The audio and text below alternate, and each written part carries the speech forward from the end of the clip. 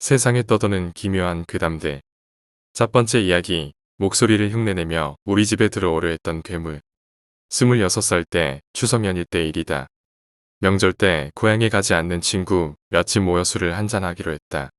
대여섯 명 정도 모여 조촐하게 놀려고 했었는데 생각보다 한가한 인간들이 많아서 열댓 명 정도 모여 의도치 않게 판이 커져버렸다. 밤 1시쯤 한참 음주를 즐기고 있는데 전화기가 울렸다. 발신자를 보니 엄마였다. 나는 대뜸 불안해지기 시작했다. 엄마는 정말 웬만한 일이 아니면 밖에 있는 자식들에겐 전화를 하지 않았다. 술자리를 빠져나와 조용한 곳에서 전화를 받았다. 엄마는 불안한 목소리로 나에게 집에 오면 안 되겠냐고 물었다. 나는 무슨 일이냐고 물었다. 엄마는 속삭이는 목소리로 밖에 누가 있는데 자꾸 집에 들어오려고 한다고 말했다. 나는 즉시 전화를 끊고 택시를 타고 집으로 가면서 형에게 전화를 걸어 집으로 오려고 말했다. 헐레벌떡 집으로 달려가 보니 다행히 집에서 멀지 않은 곳에 있던 형이 먼저 도착해 엄마와 안방에 앉아 있었다. 나는 무슨 일이냐고 누가 왔었느냐고 물었다. 그런데 형은 나에게 너 어디 있었냐고 물었다. 친구들이랑 A동에서 술 마시고 있었노라고 대답을 했다. 내기 정말 집에 다녀가지 않았냐고 물었다. 나는 그런 적 없다고 대답하자 엄마는 무슨 일이 있었는지 말을 해주셨다. 해가지고 형과 내가 외출을 하고 엄마는 연휴에 피로가 쌓여 일찍 잠을 자려고 하셨는데 마침 이웃에 친구분이 찾아와 음식을 나눠 드시며 늦은 시간까지 수다를 떨며 노셨다고 했다. 12시가 넘어 친구분이 돌아가신 후에 엄마는 안방에서 TV를 보고 계셨다고 했다. 그때 대문 소리가 들렸다고 하셨다. 엄마는 누구세요? 라고 하시며 대문 쪽으로 나가는데 문 밖에서 내가 문 열어주세요 하더란다.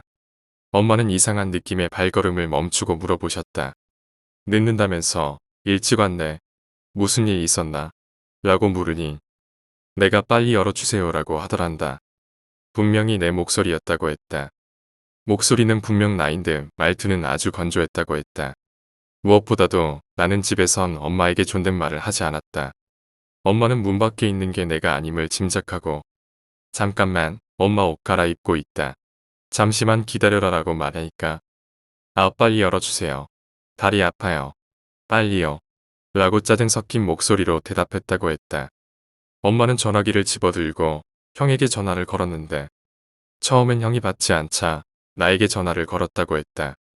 밖에 있는 그것이 들릴까봐 작은 목소리로 집으로 들어오라고 하신 거였다. 엄마는 전화를 끊고 문 뒤에 숨어 고개만 빼꼼히 내밀어 대문 밖을 훔쳐보니 문 밖에 그것은 아무 말도 안 하고 대문고리를 잡고 한 번씩 흔들어 보았다고 했다.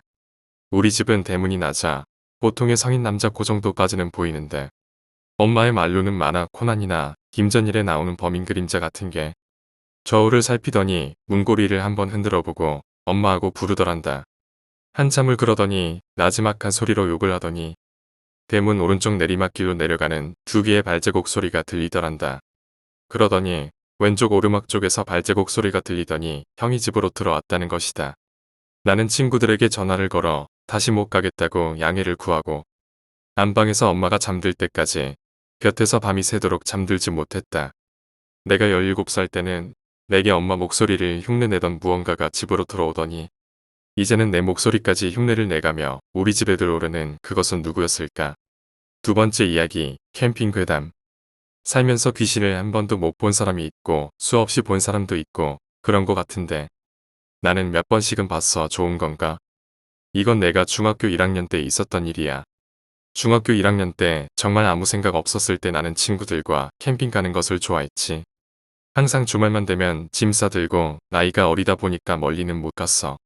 가까이 시골이 있는데 그 시골에 우리 할머니 집이 있고 또 할머니 밭도 있어서 시골에 가서 할머니 소유의 밭에 가서 텐트를 치고 자고 그랬었지. 어느 날이었어. 그날은 친구 2명이랑 나 이렇게 셋이서 우리 할머니 밭이 아닌 다른 곳에 쳤었는데 거기 구조가 뒤에 있는 야산이 있고 앞으로는 조그마한 고랑이 흐르고 있던 곳이었어. 그리고 그 고랑에 작은 징검다리 같은 게 있는데 거기를 통해서 걸어오지 않으면 못 넘어노는 그런 섬 같은 느낌의 공터였지. 거길 찾고 우린 거기에 자리를 잡았지. 모두 배산 임수에 아주 좋은 질이라고 만족해했어.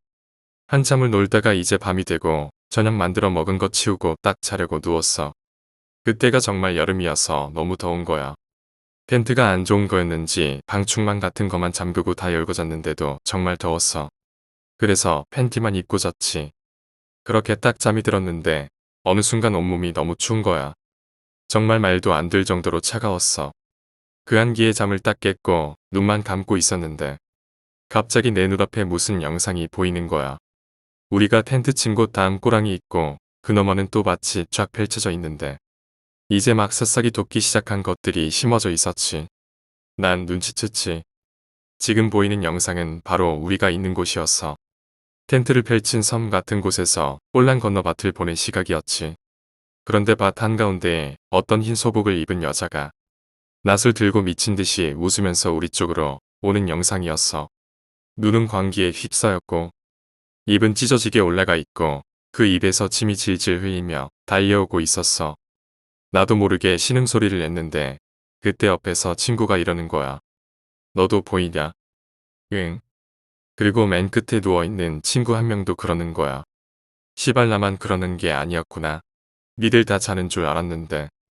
와 시발 존나 무섭다. 우린 누워서 어떻게 해야 하나 계속 상의를 했어. 왜냐면 조금이라도 움직임을 보이면 그때는 정말 그 여자가 우릴 죽일 것 같았거든. 혹시 자는 척을 하면 사라지지 않을까 이런 생각을 하고 있었나 봐. 그리고 그때도 눈은 안 떠지더라고. 뜨고 싶지 않아서 인지 안 떠진 건지는 모르겠는데 그 상태로 이야기를 계속했지. 그러면서 우리 눈에는 그 여자가 계속해서 우리 쪽으로 달려오는 게 보이고 있었고 야 이러다 저 여자 여기 텐트 앞까지 올 것 같다. 빨리 결정하자. 우리는 계속 남자 3명이서 여자 1명을 못 이기겠냐? 다치면 다쳤지. 죽지는 않는다며 애써 위로하고 있었어. 그리고 우린 말했지. 하나 둘 셋 하면 같이 일어나서 텐트 문 열고 뛰쳐나가 돌을 주운 다음 바로 그 여자한테 던지자고. 그때 그 여자는 우리 눈으로 보이기에 건너편 밭에서 섬으로 넘어가는 시작점 고랑에 있는 징검다리 앞까지 바로 와 있었어. 하나, 둘, 셋. 우린 미친 듯이 뛰쳐나가서 아무돌이나 주운 다음에 건너편 징검다리 시작하는 부분에다가 막 던졌지. 왜냐 우리는 그게 계속 보여왔으니까. 그 여자가 거기 있다는 게 보여왔으니까. 소리 지르면서 미친 듯이 돌은 던지고 딱 정신을 차려보니깐 아무것도 없는 거야.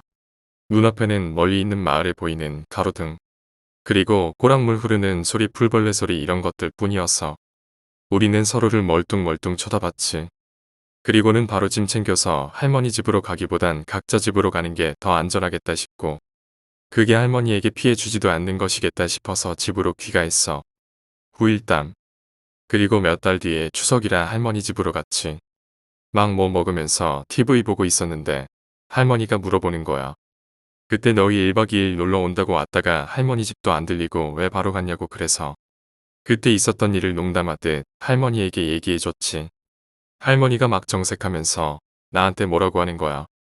알고 보니깐 그 야산 중턱에 아주 낡은 허름한 집이 있는데 거기에 아버지는 이미 돌아가시고 어머니와 정신 나간 딸 이렇게 2명이서 살고 있었단 말이야. 내가 텐트 친 섬 같은 곳이 그 어머니의 밭이었어. 그런데 정말 안타까운 일이 발생했지. 그 집에 사는 어머니도 아버지와 같은 병으로 죽었어. 정신 나간 딸은 어머니가 죽었다는 것을 인식하지 못하고 몇 주째 시체를 그대로 방치했고 항상 밥을 2인분으로 푸고 그랬었나 봐. 그 어머니가 평소에 이런 말을 자주 했었대. 딸이 저 밭에 없으면 우리는 죽을 거야. 잘 지켜줘야 한단다. 우리 가족의 목숨이 달린 거야. 세 번째 이야기. 어릴 때를 회상하다. 내가 연주를 처음 만났을 때는 국민학교 4학년. 한창 더위가 오를 때인 여름방학을 앞둔 6월때 즈음이었다. 읍내에 하나밖에 없는 우리 학교는 총원이 서른 남짓한 작은 본교였다. 학년이 다르더라도 매일 보던 얼굴 보는 그런 단조로운 학교 생활에 빅뉴스는 아마 전학생이 온다는 것쯤이었다. 새 전학생 온다고? 이 새끼 눈 커진 거 봐라. 봐지겠다. 소문은 전학생이 오기 전부터 이미 우리 반을 떠들썩하게 흔들었다. 진상이야 어찌되었건 우린 동네에 몇 없는 또래 친구가 생긴다는 생각에 나도 절반쯤은 기대했을지도 모른다. 1교시가 끝나갈 때쯤 교실 내 반투명한 유리창 너머로 사람 형태가 언뜻 비쳤다. 선생님은 곧 아이를 발견하고는 교실로 들었다. 안녕. 난 이연주라고 해.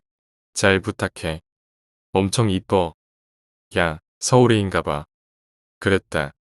그 시절 내 기억 속의 연주는 역시 서울 아이같이 시골에서 자란 나의 까무잡잡히 태워진 피부와는 정반대로 우옅고 허연 우유 같은 피부를 하고 있었다. 그 허리까지 내려오는 윤기나는 흑발에 야무진 눈에 여자인 나조차도 잠깐이지만 설렐 정도였다. 그땐 질투가 나거나 그런다기보단 그저 연주가 부러움의 대상을 떠나 다가가기 힘들었던 것 같다. 연주는 저기 빈자리로 가서 앉으렴.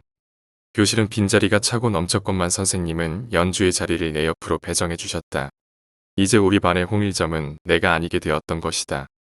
단지 그땐 홍일점이니 하는 개념조차 없던 때 여기서 남자애들이나 나나 똑같이 어울려 놀곤 했다. 그게 학교가 끝나고 아이들이 연주를 어렵사리 대하는 이유였다. 연주는 누가 봐도 개구리를 잡아서 구워 먹거나 구슬 따위를 열심히 모을 것 같진 않아 보였으니까 말이다. 다만 그건 우리의 착각이었다. 연주는 웬만한 시골 남자애들처럼 고집이 세고 막무가내는 아니었지만 우리들과 곧 잘무리 없이 어울렸다. 내 상상이 깨진 후로 나도 연주에게 편하게 대할 수 있었다. 지원아, 오늘 우리 집 놀러 올래? 그맘때쯤이었던 것 같다. 연주랑 다니는 것도 익숙해질 때쯤 그녀가 날 집으로 초대했다. 내심 인기 많은 연주가 나만 집으로 초대해준다니. 반 남자애들을 제치고 내가 연주의 소중한 사람이 된 듯한 착각에 빠지기도 했다. 연주네 집은 매주 냄새도 없었고 집 냄새도 안 났다. 그저 요새 맡는 서울 냄새를 그때 처음 맡아보았다. 우린 고무줄놀이도 하고 공기도 하며 놀았다. 연주네 어머니는 예쁘고 친절했다. 내 생일날에만 맛보던 고기 반찬이 2가지씩이나 저녁찬으로 올라왔을 때 나는 연준에서 밥을 2그릇이나 얻어먹었다. 잔뜩 밥을 얻어먹고 부른 배를 두드리며 집에 가던 나는 문득 연주가 왜 이사 왔을지 궁금해졌지만 이내 마음 한편에 묻어버렸다. 임마, 연주 내 거다. 니들 넘보면 죽이버린다. 여름방학을 바로 앞둔 시즌에 읍내안 가닥하던 6학년생이 그렇게 대놓고 음장을 놓고 다녔다. 그 오빠와는 어울리지 않았지만 나는 그 사람이 싫었다. 옹고집에 이기적이고 친구들 돈도 뺏고 다녔다.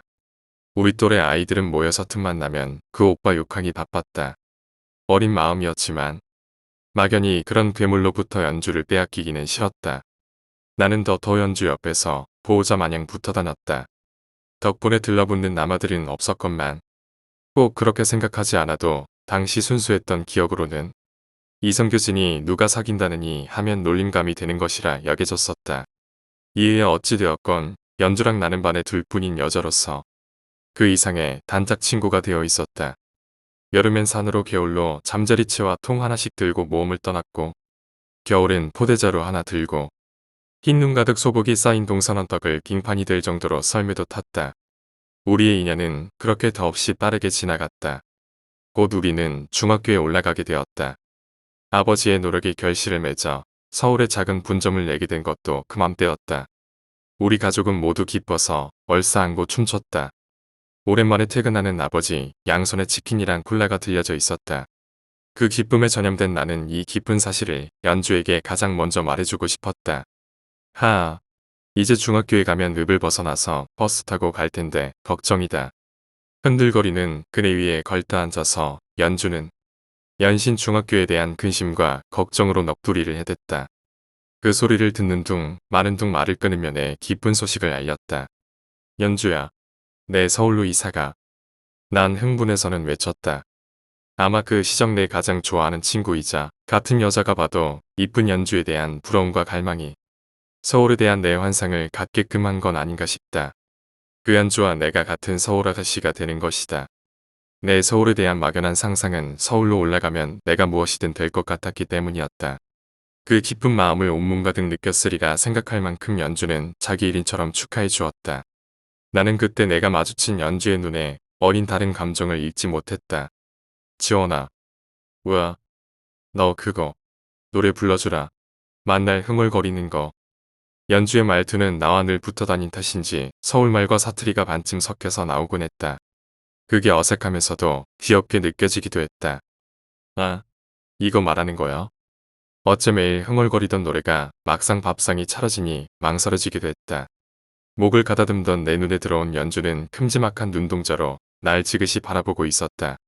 길을 걸었지 누군가 옆에 있다고 느꼈을 때 나는 알아버렸네. 이미 그대 떠난 후라는 걸.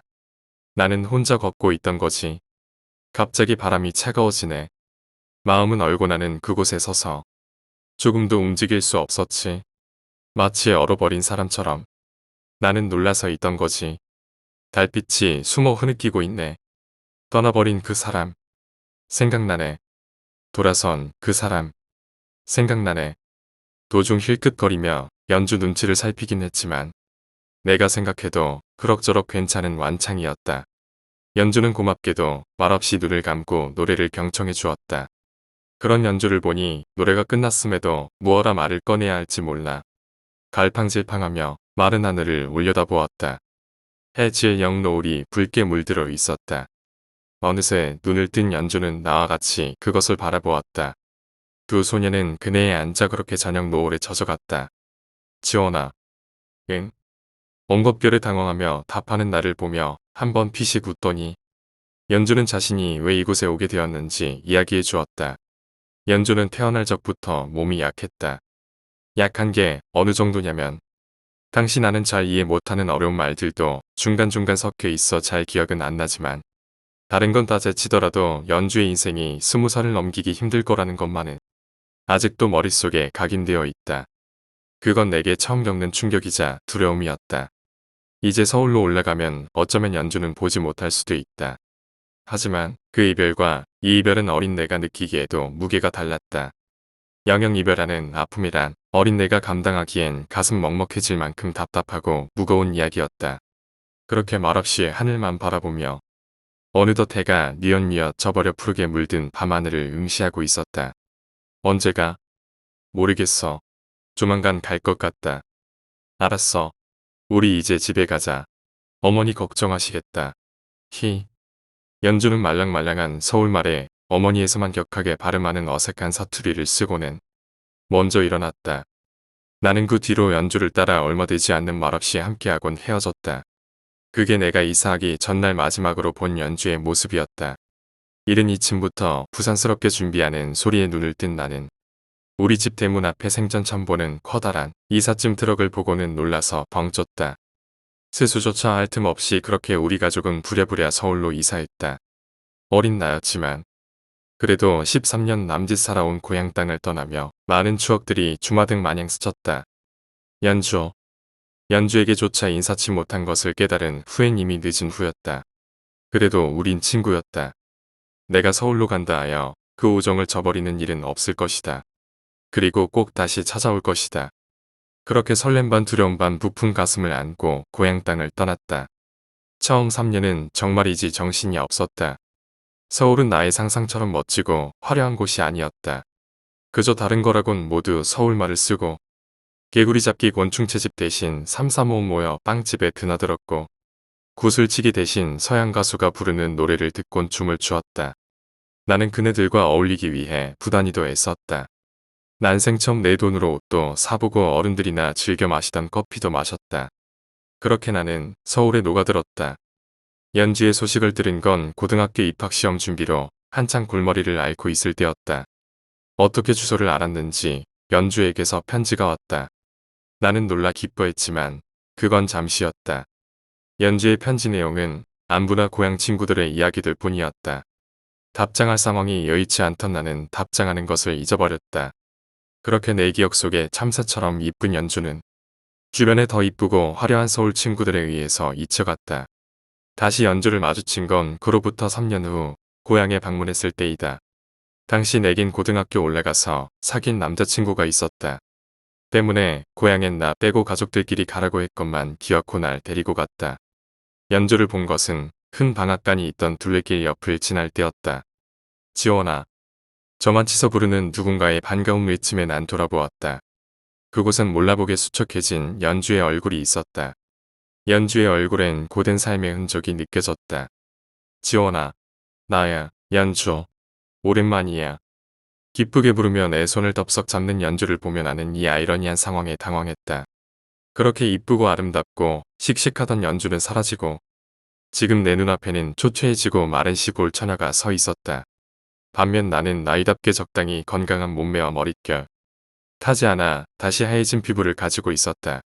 뒤먹힌 우리의 모습에 나는 잠시 묘한 느낌을 접했다. 응, 연주야 오랜만. 우와, 서울 간다더니 이제 서울말도 잘하는구먼. 연주는 뭐가 그리 좋은지 내 손을 잡고 춤이라도 추는 것 같았다. 그녀는 어릴 적 쓰던 나긋나긋한 서울말씨에 투박한 사투리를 입힌 이도저도 아닌 사투리를 그대로 쓰고 있었다. 그녀의 순수한 모습에 나도 어릴 적 그렇게 친했던 우리가 기억났다. 나와 연주는 그때 그 시절처럼 손을 잡고 논두부의 흙길을 걷거나 그대로 남아있는 그네에 앉아 얘기하고 했다. 그래서 남자친구도 사귀었다고? 응, 엄청 잘생겼어. 키도 크고 이 가시나 니는 이쁘고 착해서 남자한테 인기 많을 거다 했다. 내가 그냥 의외였다. 연주가 그렇게 생각하고 있었을 줄은 몰랐다만 지금 와서 듣는다고 특별히 더 좋거나 하진 않았다. 그래, 그 남자아는 니한테 잘해주대. 응, 잘해줘. 생일날 이런 것도 해줬어. 나는 남자친구에게 받은 목걸이를 꺼내어 보여주었다. 우와 이쁘다. 너한테 참말로 잘 어울린다. 연주는 연신 뭐가 그리 기쁜 건지 과도할 만큼의 리액션을 보여주곤 했다. 어쩌면 그녀는 본인도 남자친구와 이런 것을 하고 싶었던 것일지도 모른다. 나는 연주의 거듭된 질문에 기진맥진했다. 주로 연주가 묻고 내가 답하는 형국이 되어버렸다. 그녀는 머릿속에 무슨 질문이 그리 많았는지 끝도 없이 질문 공세를 부었다. 그 덕분에 그녀의 초췌한 모습에 대해 안부를 물으려던 내 계획은 금세 잊혀버렸다. 그러다 문득 잠시 동네 구경 나간 내가 오지 않아 걱정하고 있을 가족들이 생각났다. 연주야, 나 이제 가봐야겠다. 간다고? 알았다. 어딘지 살짝 풀 죽어 보이는 연주를 뒤로하고 돌아서려던 그때 연주가 자신의 팔목을 내 팔목에 감았다. 조금만 내랑 더 있다 가면 안 되나? 연주는 내가 정말 보고 싶었던 것 같다. 사실 고등학교 올라간 이후로 몇 번 더 연주에게서 편지가 왔었다. 대충 내용들은 묻지도 않은 자기 안부들로 가득 차 있었다.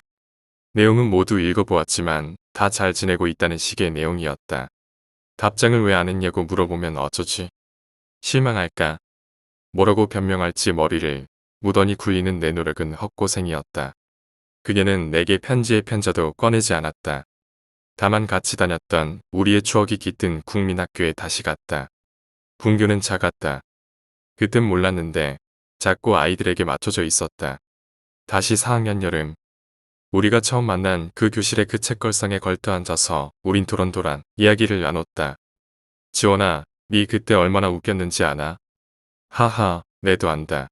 그때 내는 까무잡잡하고 완전 선머스마였으니까. 그렇지 않다. 네 그때 무지 멋졌다. 응? 아, 멋졌다고. 그 노래 부를 때도 멋졌고. 6학년 아가 내 거라고 찍었을 때도 내가 나 도와주지 않았나.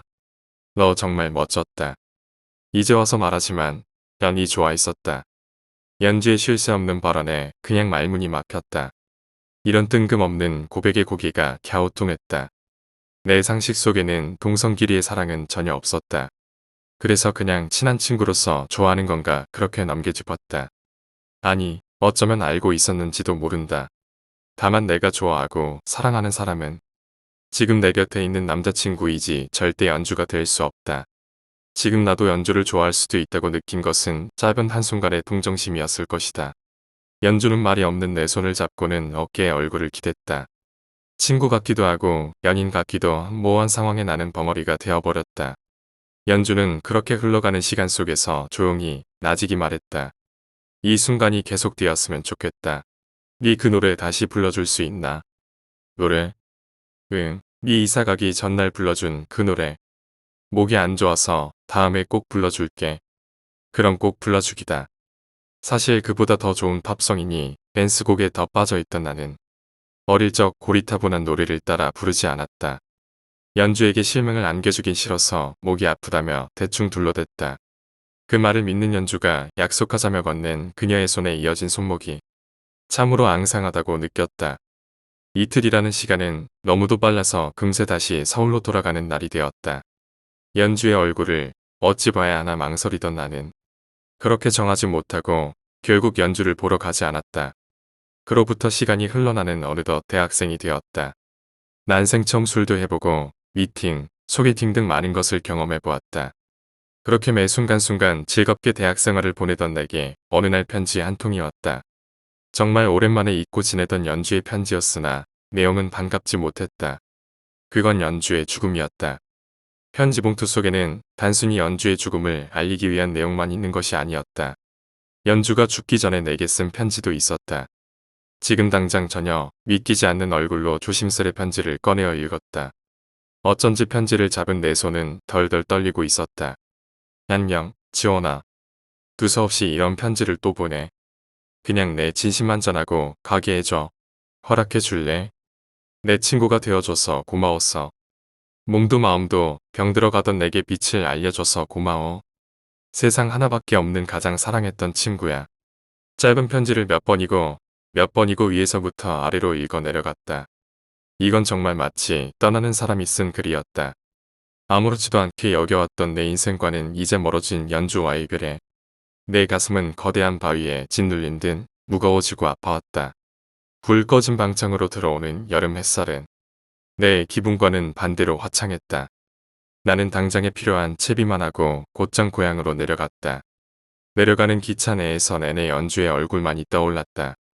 흉내는 연주가 없는데도 무엇 하나 변하지 않아 있었다. 마치 그곳엔 처음부터 나나 연주는 없었던 듯 모이기 구름만이 흘러가고 있었다. 다시 기억을 되짚어 찾아간 연준의 집엔 굳게 잠겨 거미줄이 줄기줄기 엉킨 녹슨 대문만이 날 반겨주었다. 그렇구나. 이미 연주가 없는 이곳에 연준의 가족이 머물 이유가 없었다. 망연자실 동네 이곳저곳을 너털너털 걸어다녔다. 한창 동네 개울가 위 돌다리를 지날 때였다. 난데없는 상거지 차림새를 한 괴한이 멀찍이 서 나를 뚫어져라 보고 있었다. 그 초점 없는 눈동자와 마주한 순간 내 몸이 멈칫했다. 경계 어린 눈초리로 미동도 없이 날 바라보고 서 있는 괴한을 주시하며 주변을 살폈다. 온통 주변엔 푸른 나무 숲뿐이었다. 벌건 대낮 직업만 동네를 거니는 사람 명조차 없는 것은 이미 마을의 청년들은 모두 서울로 상경했기 때문이었다. 순간적인 두려움으로 몸이 움츠러드는 사이 괴한은 나를 향해 미친 듯이 달려오기 시작했다. 그 광기 어린 질주에 놀라 헛바람을 집어삼키며 엉덩방아를 찧었다. 미친 듯이 질주해 오는 괴한을 그저 망연자실 바라보다 발광하듯 아픔도 있고 다시 일어나 도망치기 시작했다. 하필이면 집에서 신고 온다는 신발이 굽이 있는 구두였다. 한 번은 발을 헛디뎌 발목이 꺾였다. 다만 그런 신경조차 쓰지 못하고 살기 위해 내달렸다. 한낮의 질주가 그렇게 시작되었다. 다만 쫓고 쫓기는 추격전은 괴한의 말에 의해 어이없이 마무리 지어졌다. 지원아, 내다. 병근이는 다른 사람이 되어 있었다. 퀭한 눈과 코끝까지 내려온 다크서클, 뼈가 앙상한 얼굴하며 마치 본드라도 한 사람 같았다. 병근이는 어릴 적부터 알고 지내온 동네 토박이었고 아직 서울로 상경하지 않은 마을의 몇 남지 않은 총각이었다. 어깨까지 막무가내로 자라 헝클어진 머리칼 사이로 언뜻언뜻 어릴 적 병근이의 모습이 비쳤다. 병근이는 나를 불러 세우고는 안절부절 못하며 주위를 살폈다. 대낮이 곳만 지나치게 무언가를 경계하는 모습 같았다. 그 모습이 이상하리 만치진 듯한 무언가를 마주한 것 같았다. 오랜만이야. 어찌되었던 인사를 건네어 보았다. 병근이는 미친 듯이 주변을 두리번거리다. 이내 내 얼굴을 한번 살피고는 다시 주변을 두리번거렸다. 난 이유 모를 행동에 슬슬 짜증이 묻어나고 있었다. 그때 병근이는 마치 주변에 누군가 엿듣기라도 하는 양 내 뒤에 대고 속삭였다. 연주 때문에 온기가. 병근이의 주선으로 읍내에 남아있는 초등학교 동창생들이 모이게 되었다. 그들의 표정은 동창을 만나고 있음에도 하나같이 어두웠다. 그것이 무언가 겁에 질린 듯 보이기도 하였다. 그 이유 모를 느낌에 나도 마음속 깊이 공포심이 얼굴을 들이밀었다. 모두의 표정과 행동으로 보건대 좋지 않은 일임에는 틀림없었다. 그런 가운데 이후에 계속되는 병근이의 말이 가슴을 짓눌렀다. 니 놀라지 말고 듣기라. 실은 여기 있는 아들은 전부 우리 동창생들이다. 이미 충분히 알고 있는 사실이었다. 이 읍내에 사는 사람치고 여기 국민학교를 나오지 않는 아이는 없을 테니 말이다. 기면 우리가 무슨 얘기 하려고 하면 연주 그 가시나가 올 학교에 저주를 내렸다. 이건 무슨 소린가? 저주를 내리다니. 죽은 연주가 무엇 때문에? 내가 믿기지 않는다는 건 우리도 알고 있다. 근데 이건 참말이다. 우린 모두 밤마다 찾아오는 연주 때문에 일이 된 기다. 머리를 망치로 한 대 3개 얻어맞은 듯 정신이 없었다. 아니, 애시당초 믿을 수 있는 얘기를 해야지. 저주니 뭐니 하며 연주를 들먹이는 이네들에게 짜증이 났다. 더 이상 일말의 재고의 가치도 없이 등을 돌리려는 내게 병근이는 말했다. 못 믿겠나. 연주는 병 때문에 죽은 게 아니고 살해당한 거다. 뭐? 그 말에 적잖은 충격을 받은 나는 내 귀를 의심했다. 주변을 둘러보자 모두의 그늘진 얼굴엔 무언의 수긍이 떠올랐다. 그렇다면 연주가 왜? 누구에게? 무슨 잘못이 있다고? 놀랍게도 이어서 병근이는 모든 사실을 내게 말해주었다. 나날이 병치레가 심해지는 연주와 그런 연주 곁에서 남편을 잃고 홀로 간호하던 어머니. 연주는 병세가 악화될수록 나날이 발작이 심해졌다고 한다. 그 정도가 나중에는 마을 사람들에게 괭이를 휘두르고 칼을 휘두르는 지경까지 이르렀다고 한다. 이제 살 날이 얼마 남지 않았던 연주와 그런 연주를 곁에서 지켜보던 어머니는 결국 연주를 살해하고 행방이 묘연해졌다고 한다. 이런 어이없는 소설을 믿으라니. 다만 결과가 말해주는 것은 연주의 어머니는 여전히 행방불명인 차라고 한다. 그 후로 연주의 저주가 내린 곳에는 이상한 일들이 일어났다고 한다. 그곳은 주로 학교로 모두 귀신을 보았다고 하거나 정신착란을 일으키는 등 마을 사람 모두가 한 번쯤은 피해를 겪었다고 한다. 오늘 밤 나는 학교로 가기로 마음먹었다. 왠지 그래야만 할 것 같았다. 이 저주의 정체가 정말 연주라면 내가 그 끝을 내릴 수 있을 것만 같았으니까 말이다. 마른 하늘에 지는 저녁 노을을 바라보니 연주에게 꼭 다시 들려주리라 약속했던 노래가 생각났다. 아, 떠나버린 그 사람. 그렇게 그리운 마음을 안고 홀로 이차뒤참 복도를 떠도는 연주를 만나러 분교로 향했다. 분교는 전과 달리 냉랭했다. 그 일이 있은 후 오여진 분교 앞에는 형형색색의 금띠와 줄들이 쳐져 있었고 먼지가 자욱한 동자승 한 개도 서 있었다. 어쩐지 입구까지 들어오니 매캐한 냄새와 거미줄로 등골이 서늘했다. 삐걱삐걱. 나무로 된 복도는 성인 여성의 무게는 무거운지 연신 비명을 질러댔다. 삐걱삐걱. 무언가를 해야 하냈지만 나는 그것을 몰라 단지 복도만을 어슬렁어슬렁 돌아다니고 있었다. 삐거덕 삐거걱. 텅 빈 복도에는 내 발소리가 메아리처럼 울려 퍼졌다. 메아리는 메아리가 되어 다시 돌아와. 마치 여러 명의 사람이 각 층을 돌아다니는 것 같았다. 분교 밖 세상은 이미 어둠이 자욱했다. 깜깜한 학교는 소름 끼칠 만큼 조용했다. 허나 난 연주가 무섭지 않았다. 그렇게 믿었고 스스로에게 주문했다. 삐거고 복도를 걷는데 발걸음 폭이 점점 좁아졌다. 목구멍으로 마른 침이 넘어갔다. 이상하리 많지 긴장되는 중압감 속에 나는 얼어붙어 서 있었다. 그것은 내가 멈춰 서 있음에도 불구하고 계속해서 들려오는 복도의 처절한 비명소리 때문이었다. 삐걱대던 소리는 점점 가깝게 들려왔다. 1층에서 2층으로, 2층에서 내가 있는 3층으로, 그리고 이내 소리는 멎었다. 아무 소리도 없이 그저 정적만이 감돌았다. 등으로 쉴 새 없이 식은땀이 흘렀다. 연준이. 나는 내 목소리가 떨리고 있는지도 몰랐다. 삐거덕. 괴기스럽게 들려오는 소리는 마치 이 세상에는 없는 소리 같았다. 그것이 들려오는 뒤쪽으로 고개를 돌린 나는 연주가 아니 이미 연주가 아니게 되어버린 그것과 눈이 마주쳤다. 삐거거. 그것은 내 발로 있었다. 두 손을 바닥에 붙이고 마치 짐승처럼 엎드려 있었다. 삐걱. 그리고 그것은 곧 뛰쳐나갈 태세를 갖추고 있었다. 그 급박한 상황 속에 나는 내 안의 연주에 대한 믿음을 저버렸다. 뛰어가야 한다. 도망가야 한다. 어떻게든. 어디로? 짧은 순간에 번개같이 드는 생각은 바로 옆 중앙계단이었다. 생각이 들자마자 곧 실천에 옮겼다. 내 다리는 미친 듯이 움직였다. 그와 동시에 그것 또한 달렸다. 엄청난 속도였다. 나무로 된 복도 바닥이 그것에 뛰는 소리로 인해 부서질 듯 소리쳐댔다.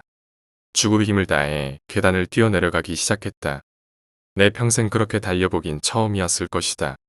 학교를 완전히 나왔다고 생각하는 순간 나는 안도감으로 기절해버렸다. 왜 연주는 나를 해치려 했을까? 내가 연주에게 잔인했을까? 알 수 없다. 다만 그렇게 생각하며 퀴퀴한 냄새에 잠에서 깼다. 작은 형광등 하나가 달린 먼지, 수북한 창고로 보이는 장소가 눈에 들어왔다. 그리고는 붉은 억새줄의 의자와 함께 묶여있는 내 몸이 눈에 들어왔다. 어리둥절해하고 있는 내 주위로 마을 사람들의 얼굴들이 보였다. 그들의 얼굴은 전과 같지만 달랐다. 개중 섞여있는 대부분이 동창생들이었다. 나는 이 상황을 어떻게 해석할 수가 없었다. 그저 그렇게 불만을 표하려 했다. 다만 그들은 마치 처음 보는 사람처럼 손에 든 잡기들로 나를 구타하기 시작했다. 그들은 묻지도 않고 나를 때렸다. 때리고 비명 지르는 내게 방망이질을 돌려주고 얼굴 몸 가릴 것 없이 때려 대기 시작했다. 어쩌다 잘못 맞은 눈에서 뭔가 튀어나가더니 한쪽 눈이 안 보였다. 다리의 뼈 쪽을 한번 잘못 맞았는데 주기적으로 다시 맞으니 발목을 움직일 수가 없어졌다. 머리인지 입인지 코에서 쉴 새 없이 뭐가 흘러나와 기도를 메웠다. 너무 고통스러웠다. 그들은 날 죽이려 했다. 그저 살이만이 느껴졌다. 이 악마의 친구년. 죽여버려. 개같은 년. 그저 날 욕하고 때리고 그것을 반복할 뿐이었다. 인연에게 기대한 우리가 멍청이지. 그러게 진즉 죽일걸. 나는 온몸이 쑤시고 아픈 와중에도 그들의 대화가 어렴풋이 들려왔다. 그러는 중에도 잘못 맞은 손가락이 이상한 방향으로 부러졌다. 본연의 어미를 찾아야 해. 비밀을 알고 있는 거야. 나는 온몸의 상처가 뼛속까지 파고드는 것처럼 그들의 대화를 뼛속 깊이 각인시켜 나갔다. 그들의 충격적인 만행은 무려 10여 년 남짓한 기간 동안 계속되어 왔다. 처음은 우리가 4학년 때 연주를 점찍은 6학년 오빠를 기준으로 시작되었다. 일은 내가 서울로 간 직후 연주가 중학교에 들어가면서부터 시작되었다. 놀랍게도 아직 채 성장조차 하지 않은 연주를 그 오빠는 올라타서 강제로 범했다. 연주의 상처는 그것으로 끝이 아니었다. 그 좁은 읍내에서 그 오빠는 연주를 먹었다느니 벌레라느니 자랑삼아 떠들고 다녔다. 그 이야기에 자극받은 연주를 마음속에 품고 있던 많은 남아들은 기회를 잡고 계획적으로 연주를 집단 강간했다. 그들의 추악한 행태는 점점 극악무도해졌다. 연주는 그 학교에서 그런 형태로 낙인이 찍히고 그런 연주를 거쳐가지 않은 남자가 없을 정도까지 갔다. 그들은 읍내에서 그 아프고 여린 연주에게 쉴 시간을 주지 않았다. 그러던 중 마을 어른에게 발각된 후 충격적이게도 그들은 눈을 감고 동조했다. 어쩌면 연주는 내내 내게 도움을 요청했을지 모른다. 내가 아무렇지 않게 읽고 버린 편지에 아무렇지 않게 지나친 말 한마디에 혼자 편지를 지웠다 고쳤다 바꿔가며 나에게조차 말 못할 아픔을 가슴속에 묻고 내게 그렇게 밝게 웃으며 인사를 건네던 연주. 그 가녀린 손목이 지탱할 곳이라고는 같은 여자인 나밖에 없다고. 시한부 인생을 살아가며 좋은 것들만 봐도 모자란 아이를 비참하고 얼룩져버린 한떨기 백합으로 만들어버린 이 악마들. 그들을 벌하지 못하는 내가, 진작 연주를 돕지 못한 내가 미웠다. 니들 전부 지옥에 갈 거다. 간신히 쥐어짜내 저주를 퍼부었다. 돌아오는 매질에 정신이 혼미해졌다. 다시 맞는 고통에 번쩍 들었다. 눈물이 아른거렸다. 내 죽음보다 연주의 비참한 죽음에 한이 맺혔다. 그렇게 죽음의 이승과 죽음의 문턱에서 땅에서 솟아나는 불길을 보았다. 불길은 지옥의 화마처럼 모두를 집어삼켜갔다. 실내의 모두는 살려달라고 아우성쳤다. 모두가 같이 타 죽는 것이다. 자식들, 꽃이다. 그렇게 눈을 감는데 연주의 어머니가 열리지 않는 창고 문을 열고 들어왔다. 바삐 나를 안고 나가시는 아무머니 품에서 깊은 잠에 빠졌다. 내가 깨어났을 땐 병원이었다. 모두 없었던 일처럼 아무런 소식도 누구도 찾아오지 않았다. 이틀 후에 연락을 받은 가족들이 울며 달려왔다. 가족들은 담당이의 소견을 듣고 있었다. 신기하군요. 하늘이 두었다고 밖에는 할 말이 없습니다. 모두가 죽은 화재 현상에서 대개 따님만 그을림 하나 없이 구출되었습니다. 추측건 때 목격자가 따님만을 구해서 나왔을 가능성이 농후합니다만 목격자는 동네 10살 빼기 어린이였습니다. 커튼 너머 침상에서 그 이야기를 들으며 내가 겪고 들은 모든 이야기들이 정리가 되어갔다. 연준의 아주머니는 어디로 가셨는지 그 이후로는 전혀 이야기를 들을 수 없었다. 그리고 나는 살면서 내게 몇 안 되는 인생의 중요한 순간마다 연주를 떠올린다. 내가 결혼하던 날, 내가 처음 아들을 낳던 날, 내 부모님의 장례식 날, 연주는 어디쯤에 머물고 있을까? 네 번째 이야기, 가위 눌림. 실화야. 내가 신기하게 생각하는 일 중 하나인데 내가 가위에 눌렸던 얘기는 아니고 우리 엄마가 가위에 눌렸던 얘기야. 어느 날 평소와 다름없이 밤늦게까지 컴퓨터 게임을 하고 있었는데 새벽 3시쯤 됐나? 괜히 안방에서 자고 있는 엄마한테 가고 싶은 거야. 정말 괜히 드는 생각이었어. 아무 이유 없이 엄마를 보러 안방에 갔는데 엄마가 끙끙 앓고 계시더라고. 그래서 엄마 하며 깨웠지. 그러죠. 응 하면서 다시 잠드시더라고. 그래서 그냥 나쁜 꿈 꾸고 계셨나 보다라고 생각하며 다시 내 방에 들어가 게임하다가 잠이 들었지.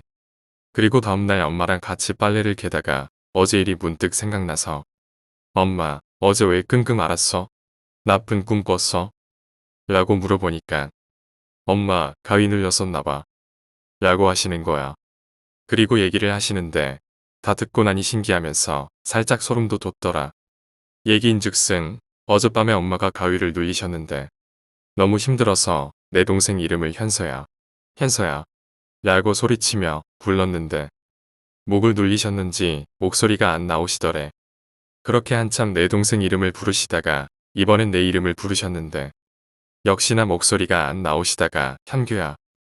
이런 식으로 앞에는 목소리가 안 나오다가 마지막 규야라고 살짝 목소리가 빠져나오는 느낌이 들더래. 하지만 목소리가 빠져나오는 느낌만 들었지. 소리는 안 나서 그냥 포기하고 계셨던 찰나에 내가 안방에 들어와서 엄마를 깨운 거야. 정말 엄마도 신기해했지만 나도 정말 신기했어. 내가 그 순간 정말 괜히 안방에 있는 엄마가 보고 싶어 들어갔던 거였는데 엄마는 날 불렀던 거였지. 가끔 엄마랑 그때 얘기하면 아직도 신기해하지만 다시는 경험하고 싶지 않다 하시더라. 5번째 이야기. 물에 빠져 죽은 귀신. 우리 친가 대문 밖에 작은 우물이 하나 있다. 옛날에 결혼 전에 아버지가 어머니를 친가에 인사시키려고 데려간 날일 것이다. 더운 여름날이었다고 했다. 나이 차이가 20살이 넘게 차이나는 나의 큰고모와 그 밑에 큰아버지가 친가에 살고 계셨는데 아버지는 어머니를 인사시키고 밤늦게까지 술을 마시고 얘기하면서 시간을 보내셨다고 한다. 술을 좋아하셨던 아버지는 어머니와 친척들이 잠드신 후에도 술을 드셨고 술을 드시다 소변이 마려워 집 앞 화장실에 가셨다고 한다. 소변을 보신 아버지는 집 앞 그 우물을 쳐다보셨다. 아버지는 취기가 오르고 더워서 그 우물을 막고 있던 커다란 뚜껑 위에 돌을 치우고 그 무거운 뚜껑을 밀어내고 바가지로 물을 퍼서 샤워를 하셨다고 했다. 다음날 눈을 떠보니 큰아버지께서 노발대발하면서 아버지를 깨우셨다. 우물 내가 저런 거냐고. 아버지는 그랬다고 대답하니 큰아버지는 어른들이 하지 말라고 하면 들을 것이지 하며 역정을 내시며 아버지께서 치우신 우물뚜껑과 돌 주변에서 무언가 찾으시려고 애를 쓰셨다. 큰아버지께선 이내 우물뚜껑 주변에서 찢겨나간 부적을 주워 들고선 안간힘을 다해 원래 모습대로 붙여놓으셨다고 한다. 어릴 때도 썼던 우물인데 뭐 때문에 그러시냐고 아버지는 큰아버지께 따지셨단다. 큰아버지는 아무런 대답도 하지 않으시곤 아버지와 어머니를 서둘러 집으로 돌려보내셨다. 그리고 얼마 후 아버지 어머니께서 결혼을 하셨고 어머니께서 귀신 때문에 병을 앓게 되셨다. 구술한 후에 큰아버지가 아버지께 털어놓으셨다고 했다. 아버지께선 20살이 간 넘어 부산에 일하러 고향을 떠나신 후에 우리 손수로도 가깝고 사는 것도 근처지만 어떤 일 때문에 사이가 좋지 않은 친척 집에 조카딸이 놀러 왔다고 했다. 큰아버지와 큰어머니 내외부는 친척집과 사이가 안 좋았지만 그 조카딸은 이뻐하셨다고 했다. 그 아이가 모두 잠든 밤에 우물에서 멱을 감다가 우물에 뭔가를 떨어뜨렸고 그걸 주우려다가 빠져 죽었고 다음날 아침에 발견됐다고 했다. 그 후 밤만 되면 자꾸 그 여자애가 우물 주변에 나타나 울고 있는 게 큰아버지, 어머니께 자꾸 보이게 되었고 멀쩡하던 소가 죽어나가고 큰어머니가 병에 걸리는 등 흉한 일이 자꾸 생기니까 큰아버지는 부당에게 찾아가 부적을 써서 우물을 봉인해 버렸다고 했다. 그 우물을 아버지가 열어버리신 거였다. 그 후 아버지 어머니는 결혼식을 올리게 되었고 큰 집에 인사드리러 온 날 그 죽은 친척 여자아이는 우리 어머니에게 동구반 나무 위에서 지켜보고 있다가 엄마에게 붙었다고 했다. 우리에게 큰 원한은 없어 보이는데 왜 하필이면 왜 엄마에게 붙었냐고 물었더니 일가 친척 전부에게 예단을 해드렸는데 자기만 빼놓았다고 그 여자애는 화가 났었단다. 그리고 우물의 뚜껑이 열리고 기어 올라온 뒤 제일 처음 본 사람이 어머니였다고 했다. 무당이 해준 얘기. 그 얘기를 듣고 나니까 문득 어릴 때 본 게 생각이 났다. 나에게는 5살 위에 형이 있다. 큰 집에 갈 때 가끔 동구밭 뒤에 동산에 무덤 하나가 있는데 형이 거기를 가리키며 수야, 저기 봐봐 이상한 거 있다며 가리킨 곳에 하얀 소복을 입은 여자가 일본 호러 영화에 나오는 이상한 모습으로 굴러다니는 걸 몇 번 본 적이 있었다. 그것도 대낮에 말이다. 대여섯 번은 본 것 같다. 어머니가 굿으로 떼버린 그 여자애가 그때 내게 달라붙은 건 아닐까 추측이 된다. 6번째 이야기, 종암동의 실화괴담. 제가 어릴 적 저희 집 본가 쪽인 성북구의 종암동으로 이사를 갔습니다. 부모님은 맞벌이의 저녁에 어머니가 오시고 아버지는 친할머니 집에서 가끔 오시고 외할머니가 보살펴 주시러 오고 가끔 누나와 저는 할머니 집에서 잘 때도 있었습니다. 집은 반지하였고 저는 곧 위딩 시절이었죠. 누나는 평소 때와 같이 집으로 돌아왔습니다. 컴퓨터를 하면서 실실거렸죠. 근데 누나 문을 두들기더랍니다. 똑똑똑. 누나는 누구세요? 라고 말했습니다. 그 후 현관문 앞으로 가르는 찰나짤그랑짤그랑 소리가 들렸답니다. 누나는 아버지인 줄 알고 아버지야 하더니 갑자기 현관에서 아무 소리도 안 났다고 합니다.